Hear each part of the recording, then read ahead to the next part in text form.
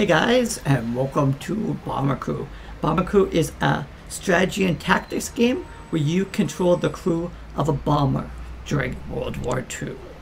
So it's much easier to explain how the game works if I hop into kind of the tutorial or the kind of information section, because it has some important information. So just firstly, as a kind of primer, people have armor, speed, thermal resistance, oxygen, effectiveness on sea on land, and effectiveness as survival at sea. So just as a thing, as we equip our crew, we're keeping these things in mind. This is only if your crew bail out or crash, and it's the kind of chance to survive and return. The rest of it we'll kind of explain as we go through, but anyway, so the different roles we have is piloting, engineer, navigator, radio op, gunners, and the bomb aimer. So the pilot is in charge of flying the plane. Anybody can do any position, but like it says here, the skilled pilot will do the best job. Flight engineer's job is to fix anything that goes on your ship. Again, anybody can fix something, but the flight engineer is the best at doing it. The navigator, he kind of plots the courses and helps spot targets, and the rest, they've also other abilities. The navigator is a pretty important person. The radio operator is one of the less important, especially compared to the first three, but he makes fighters easy to take. He allows you to kind of track stuff, and while he's at his station, he can do these abilities, which we'll talk about a little bit later on as well. But the most important thing is, if you do not have the radar, either it's offline or the person not manning it, you will lose track of tagged fighters.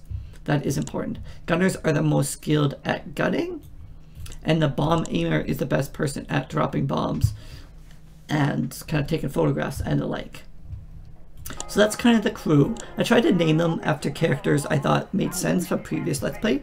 So we have Bald Eagle from Prison Architect. We have Rusty Bot from SteamWorld Dig. We have Sir Lee from Rogue Legacy. Kyle Crane from Dying Light. Red Raptor from Will Fight for Food. Douglas McGrave from The Weaponologist. And Carl Fairburn from Sniper Elite V2. So, just as a quick thing, we don't have that much stuff unlocked at the moment, but there's headgear, oxygen vest, gloves, and boots. They all affect the traits and skills like we saw. Some characters also have better skills than other ones. Inherently, like Doug McGrave, really good ability to survive on water. Bald Eagle, oh, it's Rusty. Great armor, good thermal, pretty good survivability. So, and the other ones are kind of crappy. So it just depends on who you hired.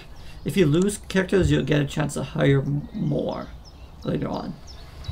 So we have the United Alliance here. That's what I decided to name our plane, since it's kind of a alliance of different people. We have different paints. We have classic, seafoam, or pumpkin spice. These are all kind of like Halloween items. We're stick with the classic. The nose art, I don't like too much of the ones. You can always make your own custom stuff if you would like, but not a big fan of all those. The engine, there's flames, flying tiger, pumpkin spikes, and again the custom. I actually do like the flying tiger, so we're going to equip that. Wing out, all we really got is the pumpkin spice, so we'll leave that. You can add text to your bomber, but I just like my bomber just the way it is. So there's not too much we can purchase at the beginning, but we have a choice to buy the ventral turret, another equipment rack, which equipment racks can hold one of three things. They can hold fire extinguishers, they can hold medic kits, that's if someone actually is bleeding out, or parachutes. Parachutes are huge unless you're actually going to bail out of your plane. You also have armor, and then kind of accessories as well. But we'll talk about the accessories a little bit more later, so we're going to hop into briefing. So this first episode, we might only do one flight, but from now on, we'll probably try to do two, but we'll shoot around the 15-minute mark. There are enemy fighter aces. These aces can ambush you during missions and try to kill you. If you kill them, you collect their bounty. So we have Felix Fetter, Gunnar Gunther, They can also run away though. So we have a choice of 3 missions. We have search and rescue. One of our brave Spitfire pilots has run over the channel and had to ditch in the drink. Locate the profile and drop survivor here to keep him safe until he's picked up. This is one of the easier missions because all you have to do is drop the gear and then fly back. There is the Todd battery auto dumps. The Todd battery has been raided on artillery on the English coast. Our current bombs aren't able to penetrate it, but we can starve it of ammunition, destroy the ammo dump supplying the guns. So that's the second one. And the third one is the mortar factory at Zeebrugge. Our reconnaissance has identified one of the enemy's mortar factories in Belgium. Let's knock it out. If you look, all of these have the same bonuses. The only thing about the Todd ammo dumps is it does enemy damage down for 2 missions. But for now, we're just going to start with the search and rescue mission.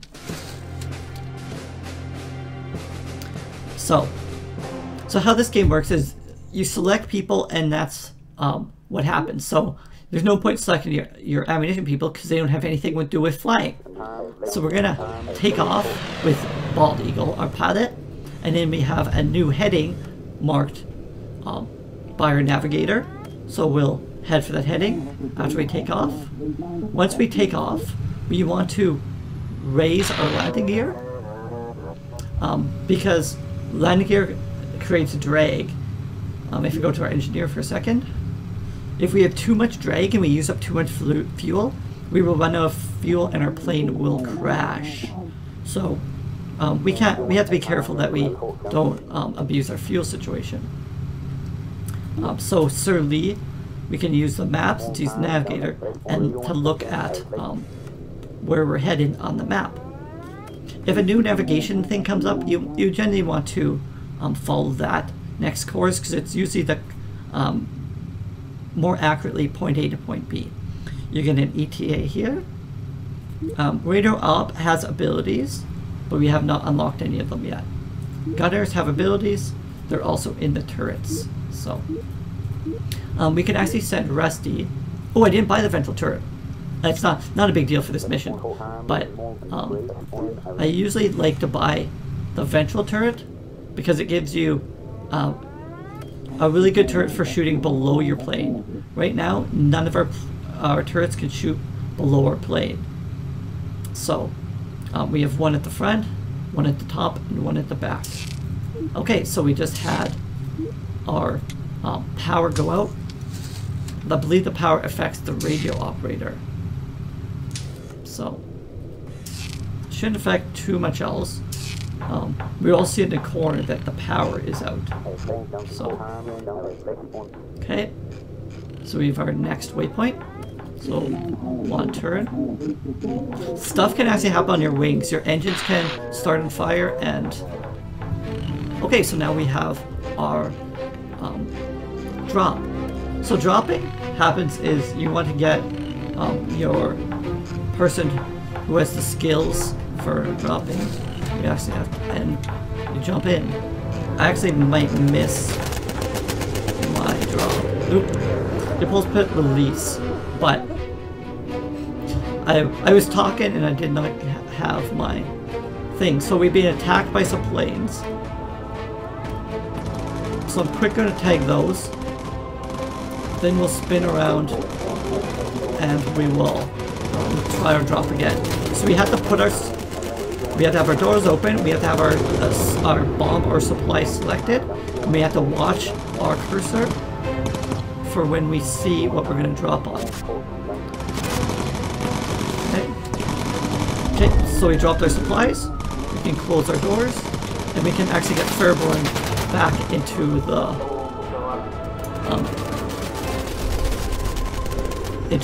as a gunner. Okay, there we go. Oh, there's one more. Whenever they show up green, means that they need to be selected. Okay. And we need to get our next heading. Looks like we got a couple more fighters. So these guys need to be reloaded. So they will go and reload. Come on, McGrave. Get back into your gun. Okay, so one of our engines is on fire. So we need to get Rusty to go out there and fix it. Do we have a new heading? I don't think so. Okay, there we go. So we don't want to turn majorly while Rusty is on the wing. But I know that's not a very big turn, so... Okay, so we're going to get him back in. Rusty, get back in and fix here. So taking a photograph is very much like taking a bomb. You wait till you're over it, and then you take the photo. So we're just watching here. We can also watch in front of our plane to get an idea of when we're over it as well. So that's when we're taking the photo. And then again, we can switch him back up. So we can see our engine's a little bit damaged. So Raptor's hurt. So we want to send him to heal. Got shot up a little bit. Okay, now we can go back to our next objective. Just to confirm, our bomb bays are closed.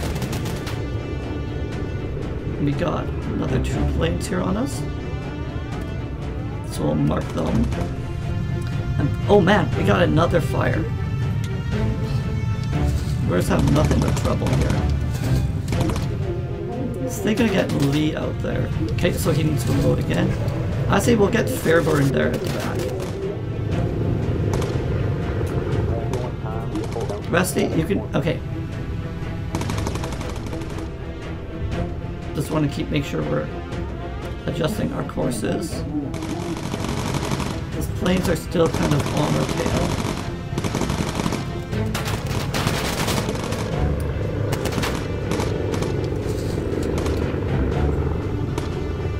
Okay, so Raptor's pretty much good. So, actually, Fairburn, you can walk. Okay. Honestly, I'm gonna get Fairburn to grab the fire extinguisher and then go put it back. And these planes are really chewing us up. I don't know why we're having so much trouble with them. But usually you don't have that much trouble, but I guess because, well, possibly because they're 2 people who weren't as experienced on them. But, oops, shoot.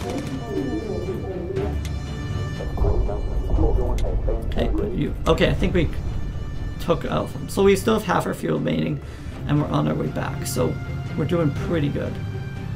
I don't know why we got shot up so bad though. I guess just our gunners weren't shooting as well as they could have been. As you level up, your people will get better at their various roles. But yeah, the back of our plane really got shot up. Okay, we had the hydraulics actually go out, which is a bad thing to go up. If you're the electricity's not that bad. Hydraulics is really bad. It's one of the worst things to go out. Without hydraulics, your turrets can't move, and you can't open the bay doors or the landing gear. So we don't really want to line up for landing until that's fixed. Because if it's not fixed, we'll have kind of a crash landing and we won't get our landing bonus. We should be fine now though. See, repair complete. We'll also have Rusty sit back down here. And we're golden. So how much ammo do you guys have left? Some. Yeah, if we would have had that ventral turret, it would have really helped. And usually I buy that, but it's just too excited to get going. So we actually went quite a bit further than we needed to, but now we turned around and we're kind of coming in for landing. So confirm our gear are lowered. Always want to take that into account. Oh, I didn't know the speed will automatically go back to normal before you land. It's neat, but there we go. Had a successful landing. But man, our plane is shot up a bit. But it doesn't matter how shot up your plane is. Doesn't really affect anything. Return repaired. Return base. You get a small bonus for no slow time. And we got the optional recon photos. Optional recon photos are a great way to get intelligence, which unlock more stuff for you.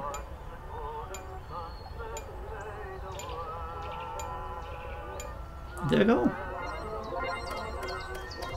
We got emergency dive, which is good. Oh, well, it will explain the next screen.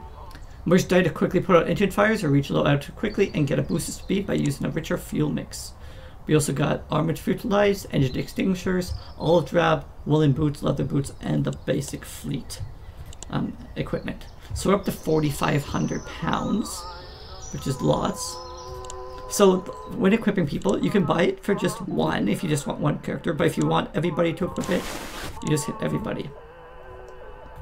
So I should explain what so woolen gloves give you 1 more ability to survive and 5 resistance against temperature, so that's really good. Leather boots slow you down a little bit, but give you a big boost to armor, or a boost to armor, boost to temperature, and boost to 2 others. So it's a small boost, it's a small deficit for a great advance, and they're not very expensive. So then there's flight suit black.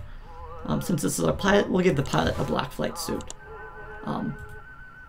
And then there's the starter set as well. It's kind of more interesting once you get to the largest sets unlocked. Oh, sorry, that's the recruitment, training, we're not there yet. So aircraft. So I was explaining what you could get, and I was going to go back and buy it, but we can get the ventral turret. We'll definitely get that. We can't forget. Oh, we can get engine extinguishers, which I believe it'll give us 100, but engine extinguishers are really good, so you don't have to go out on the wing and possibly get damaged. So I find your tail gets damaged the most. We're going to put armored fuselage on and the main rear as well. And this, I believe, also helps protect our gunners. So what this does is it gives you additional armor, but at the cost of weight. So you can see our total weight here. We can't go over 2,000. If you want to increase that weight, you have to get better engines. See, engines have armor as well as a weight limit. So we got the olive drab color, but I think we'll stick with the classic camo. So anyway, guys, that was our first mission. I think we did quite well. So thanks, guys, for coming out for this mission, and we'll be back in the next episode for more. Thanks, guys. Later.